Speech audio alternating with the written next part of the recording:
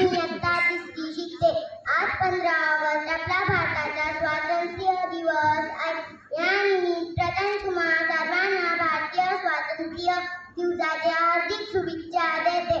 पण आपला भारत देश 15 ऑगस्ट 1947 रोजी अंग्रेजांच्या गुलामीतून मुक्त झाला. 15 ऑगस्ट हा एक राष्ट्रीय सण आहे.